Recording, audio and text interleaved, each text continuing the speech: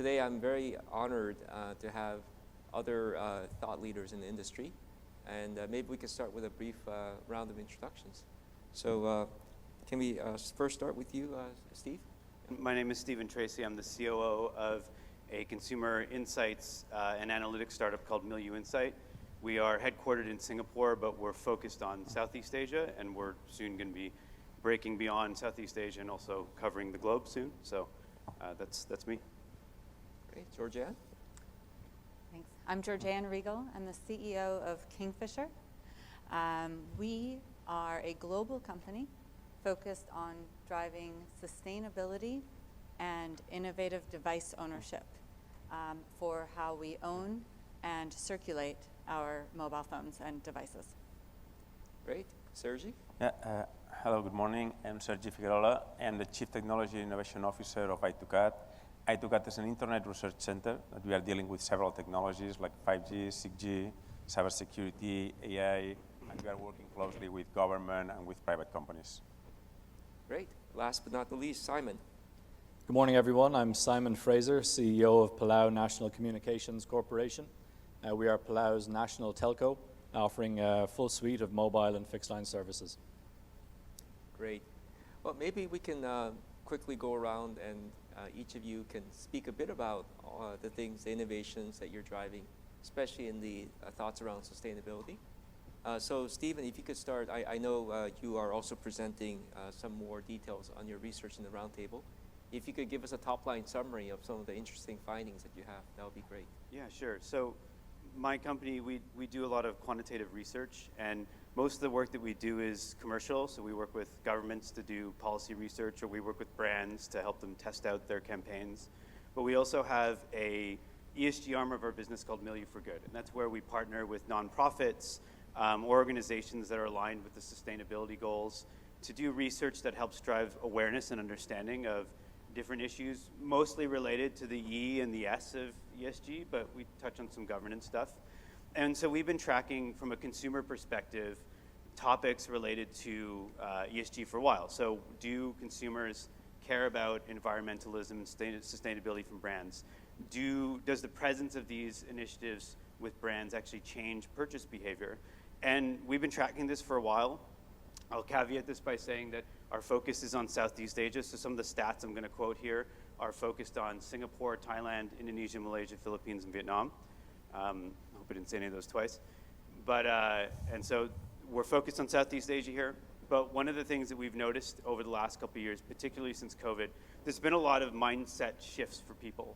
One example is pre-COVID in countries like, honestly, like Singapore, mental health and mental well-being was not a top of mind issue, and it is now, and it's staying there. And I think you're seeing that a lot in the corporate world. But environmentalism is something that was more of a youth topic. It was something that if you ask people, do you care about these things? 5 years ago, if you cut the data by age brackets and you looked at 24 and below, it was a topic that was younger groups were very passionate about it. That divide is gone now. Across Southeast Asia, this is a generational thing. So we found that 4 in 10 respondents of 6,000 interviews we did across Southeast Asia, 4 in 10 people, consumers, care about the ESG initiatives of brands, and it will sway their purchase decisions. The last thing I'll mention very quickly is that historically, if you ask someone which sectors do you think have the greatest responsibility to have ESG, historically it was food, fashion, and travel. And those are the things that make sense, right? You see with fast fashion and things like that, people can imagine or see that the food choices they make or the fashion choices they make, there's a supply chain and there's probably an environmental impact. What we noticed with the latest research, which was done last month, is that now mobile handset makers and telcos are in the top 3 sectors for 4 of the 6 countries we looked at. Singapore was the outlier. It wasn't in those countries, but it was in the other Southeast Asian countries. So what I'm saying is that consumers now are looking at telcos and mobile handset makers to do their part in ESG. And this is a new development. It's something that we did not see 2 or 3 years ago. So it's very interesting to see. Well, Stephen, that's quite interesting. As I think a lot of people might not naturally think of telco providers or even their handsets as a key part of sustainability, but you're saying the attitudes have changed. What do you think operators or handset makers, what do you think they can do to address these consumer preference changes? I think there's a few things. First is the importance of building trust and authenticity. So actually, let me start first. Consumer education. So when we asked respondents in the survey, in the context of telcos, what kind of ESG programs would you want to see? We showed them a long list of things: handset recycling, data security, et cetera. And what we found is that people care a lot about data security as a form of governance, but they care a lot about a range of things. But the reality is that consumers need to be educated. They know in their mind that telcos probably use up a lot of power, but they don't really know anything more than that.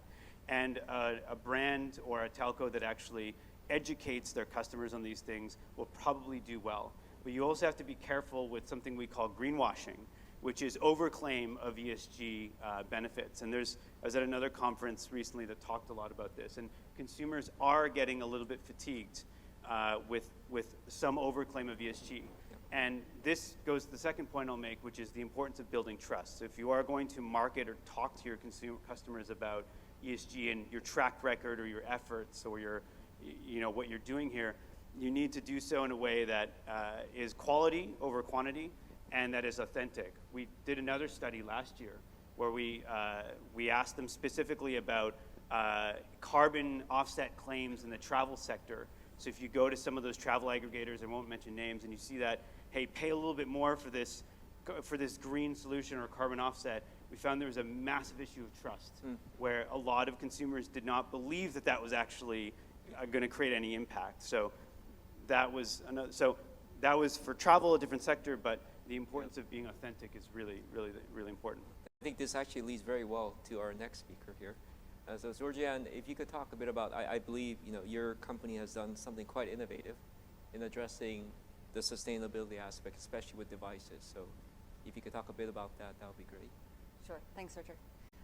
So when we think about sustainability in mobile devices, first we need to understand where the carbon impact comes from. And 83% of the carbon impact of a mobile device comes from its manufacturer. And so what that means is, our OEMs are all investing a lot in making sure that our handsets are lasting longer than ever now, which is a very positive thing. So if our handsets are now lasting 7, 8 years or more, making sure that we get the full life out of each handset we manufacture is the quickest and fastest way to minimize the carbon impact of the phones. However, there's an inherent challenge there, which is that as consumers don't want to hold on to the handset for 7, 8 years. Now, we all know that consumers are holding on to their handsets a little bit longer, but not 7, 8 years. And they don't want to, number one. Number two, as operators, the mobile operators all around the globe don't want consumers hanging on to the same device for 7 or 8 years, because you all are investing in your networks. We've been talking about all the 5G and 6G investments that have been made and are planned, and we need to monetize those, and we need for consumers to have the right features in their devices to be able to take advantage of the innovation that we're driving. And so consumers hanging on to phones for 7, 8 years doesn't really work for anyone. So what we can do is we can drive more lifetimes from each device. So it might spend its first 2 years with one owner, and then its next 3 years with the next owner, and its next 3 years with the next one. And then at the end of that, we can bring that device back in and utilize the parts and recycle them back into another new device. Okay, so that's how we see driving sustainability globally in terms of devices. However, the industry is not set up today to facilitate that. The GSMA published some research recently that said that 5 billion devices will end up in drawers and landfills in 2023. And overall, the way that people engage with their devices today is we buy a device, we might buy it on financing, or we might buy it outright. We own it for a period of time. It's very difficult to swap or change that device, it's riddled with a lot of complexity, especially if you're within a financing contract. At the end, there's an opportunity to trade that in for value, and obviously trade-in values have grown all around the world. However, today the trade-in rates globally are still only between 10-20% on the global basis, a little higher in certain countries, but it's been really difficult to take this one-way supply chain and change it into a circular model. In order, ultimately, what we need to get to is a one-for-one exchange, right? So that for every new device that is being sold, we're bringing a device back in. And that requires a significant amount of consumer behavior change. As Stephen mentioned, consumers are more interested in this than ever now. However, neither consumers nor our operators are interested or willing to make compromises for sustainability. From a consumer's perspective, we still need to be giving them value, simplicity, and ease, and ideally flexibility. And from an operator's perspective, it needs to not cost anything. In fact, we actually want it to create more value for our ecosystem. And so what Kingfisher was set up to do was to solve this challenge and create programs for operators to provide to their consumers that give the consumers value, flexibility, and encourage them to bring that device back in.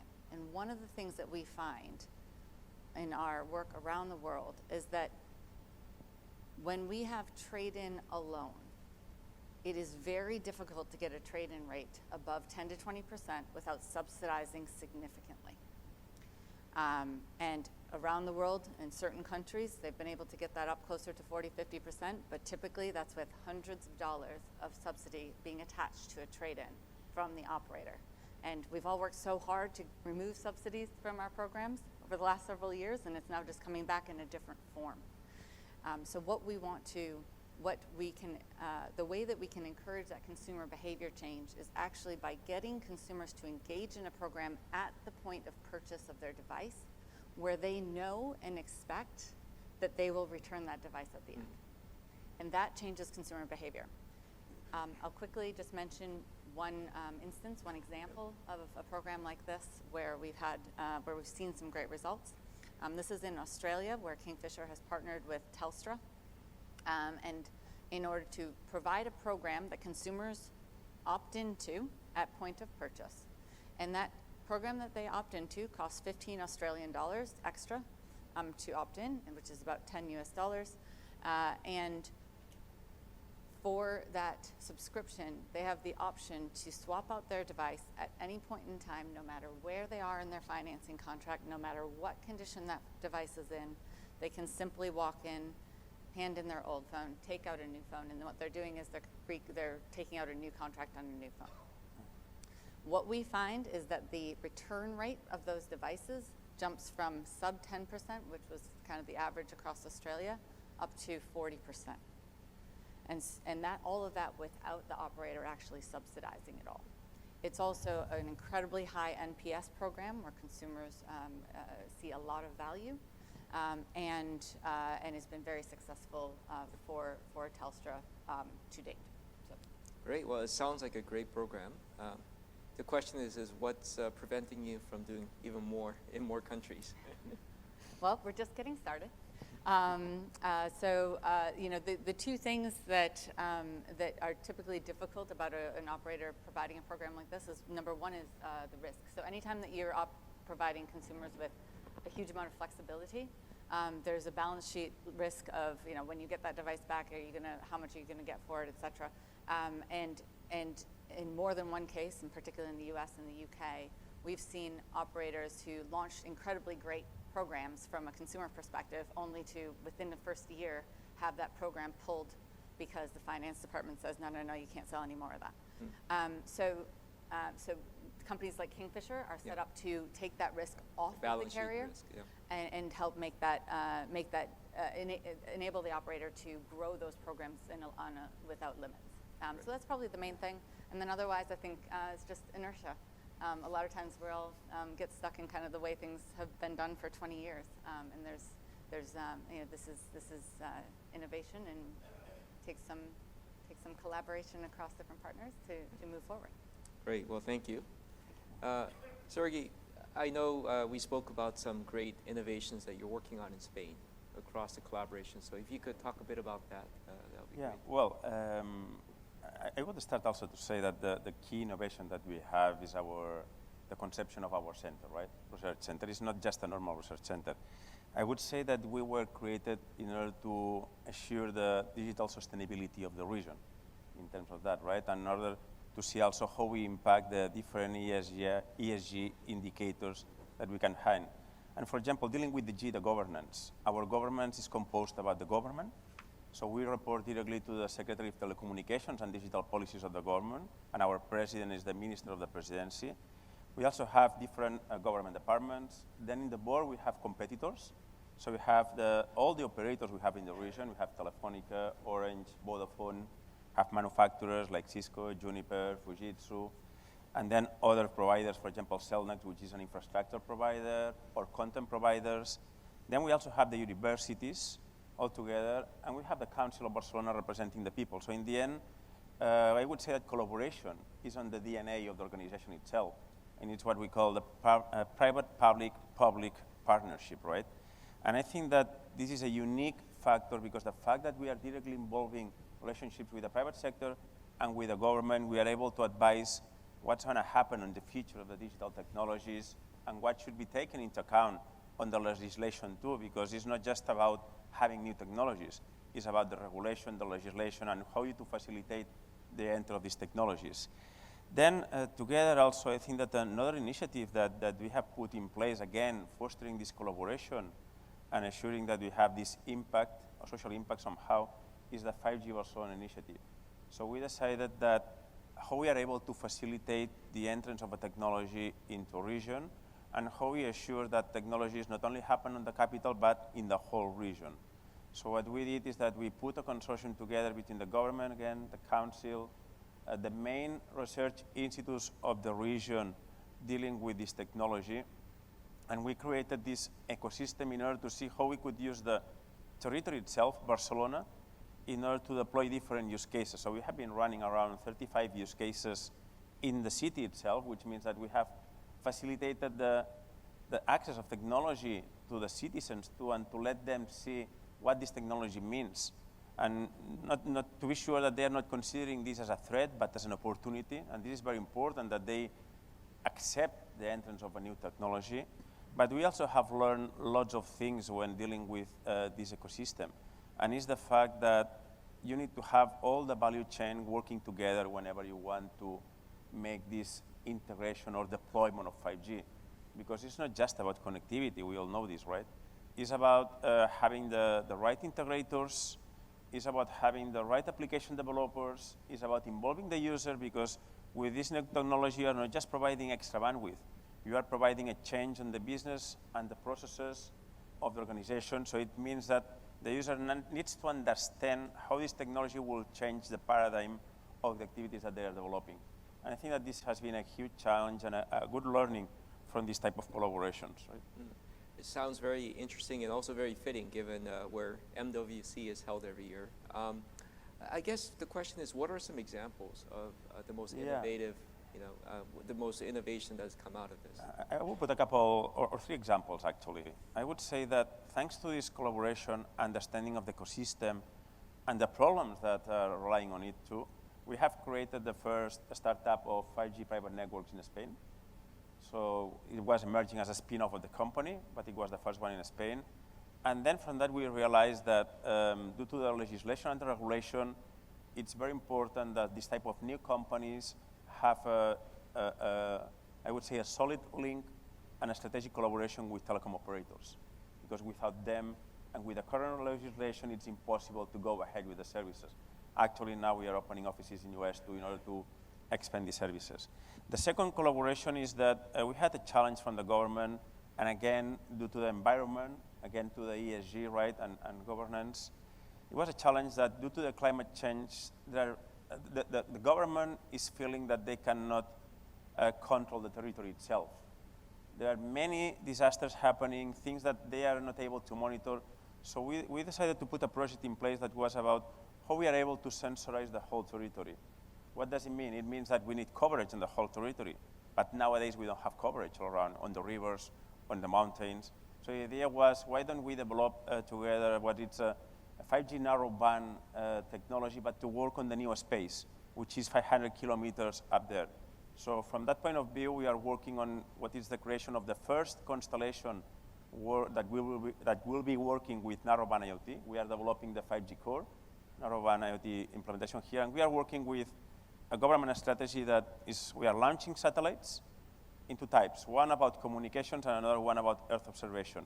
And we are measuring the information that we are getting from the images up there with the sensoring of the Earth, and then we are able to provide what we understand a resiliency for the government on the management of the territory. And we think that this is a great success.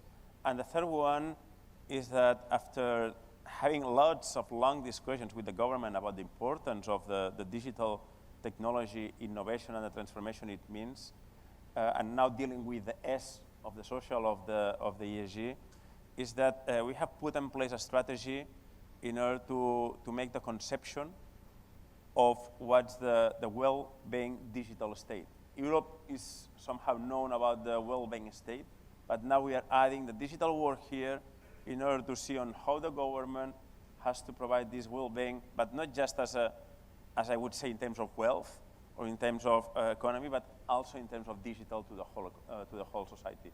And this is also a big challenge of this collaboration. Thank you. Great. Well, thank you. I think your point on the coverage challenge is actually quite interesting and very relevant to our next and last speaker. So, Simon, if you could talk a bit about Palau and all the great things that you guys are doing, especially in addressing some of the challenges there. Thank you, Richard. Maybe for a little bit of background just to begin. Palau is a small island archipelago, 340 islands, 9 of which are inhabited by a population of just 18,000 people. So with a wide geography and relatively small population, that comes with unique opportunities and unique challenges. Certainly the coverage aspect is one of those challenges, and then of course just the sustainability of our business, the sustainability of everything that we do within Palau in the country. That's a national level policy objective, and for us as the national carrier, we split out our business into 3 strategic layers or blocks. Those are access, resilience, and empowerment. In terms of the access layer, today we have 1 submarine fiber cable connecting Palau to the rest of the world, and we have a copper network, which is essentially a bottleneck for connectivity from that submarine fiber out to the public, to the residential properties, and to the corporates and the government. Partnership then comes into this very strongly, where we have international funding partners to support us in building out a fiber to the premises network. So we will replace all of that copper infrastructure today, which is the bottleneck for access for our customers, with the fiber to the premises network connecting every residential and commercial property in the country. And that's supported by the US government, the Rural Utilities Service, with grant funding of $35 million. In terms of the mobile network, today we have 98% population coverage, approximately 85% of that LTE. We have significant challenges in Palau, as Richard mentioned, in terms of the geography. It is approximately 500 square kilometers in landmass, but 600,000 square kilometers in maritime. And that's where new technologies and again partnerships come into play in terms of the sustainability of what we're doing. We have recently partnered with a company called Link Global, who provide low Earth orbiting satellite connectivity and direct-to-device, and have launched the first commercial service of direct-to-device satellite connectivity anywhere in the world in Palau. Today that is just SMS service, but that will evolve to 24/7 voice and eventually 24/7 data. And that solves 2 problems for us. One, that helps us to close our population coverage gap, where we have that 2% that are today almost entirely unserved. And then also it provides a layer of resilience for our network. Should we have, and we are in a typhoon area, should we have natural disaster or any impacts to our terrestrial network, our customers will still be able to retain service through cell towers in the sky, through a direct-to-device LEO constellation. And finally, if we talk a little bit about empowerment, so if we're putting all of this infrastructure in place, what does that mean for the people of Palau? We are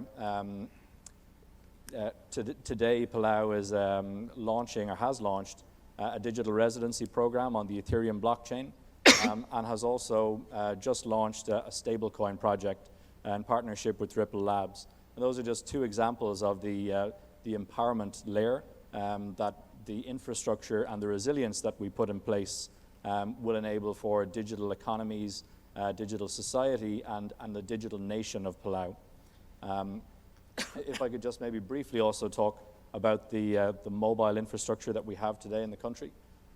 We are a recipient of funding from the US TDA to launch a test pilot for Open RAN in the region. So with just under $1 million of funding from the US TDA, we will be designing and planning mobile network modernization for Palau. Today, as I mentioned, we have 85% LTE coverage. To get to that empowerment level where we're able to offer digital services to all customers in the country, we need to expand that LTE coverage to be first 100% population and then 100% geographic coverage for national safety and for tourism purposes, of course, as well in Palau's Rock Island regions. So that we aim to have the first Open RAN solution implemented within the Pacific Islands, which we hope as well will increase the ability that we have to empower all Palauans and visitors to Palau to enjoy the digital nation that we will be forming. That's great, and we heard from Supun about some of the innovations happening in Sri Lanka as a provider of very, very low-cost services, given all this sort of the challenges of the serving customers at that economic band. Can you tell us about some of the ESG impact that has come from improving connectivity, especially with innovations like D2D and with the innovations that you're just talking about in terms of Open RAN? Absolutely. So I think the major improvement for our customers from something like D2D is closing that access gap. So being able to deliver coverage to remote island regions, which traditionally have only had VHF radio, those customers are now able to enjoy SMS and soon will be able to enjoy voice services. If we look at the affordability of services in the country, while we can't compete with Supin's 8th in the world, we are 6th in the Oceania region in terms of the cost of a gigabyte of mobile data. Where we fall short currently, or where we fall significantly short, is the affordability of fixed line services in the country. And that's where the partnership with the US government in rolling out fiber to the premises will help us to pull out all of that copper infrastructure, which is expensive to maintain. That's a 25-year-old network. A lot of it is old ADSL technology. There is a lot of power consumption involved in just powering that network. As we remove those elements and introduce fiber to the premises, we will go from approximately 20 UEs across the country, which power the copper network, to just 2 OLTs powering that fiber network, with a commensurate power reduction and commensurate reductions in the cost of providing services to our customers, which can then help us to bridge that gap in affordability that we have today. Great. Well, thank you to all 4 of you, and thank you for keeping time. I think we're just at the end of our session here. Great. Thank you, everyone. Thank you. Thank you.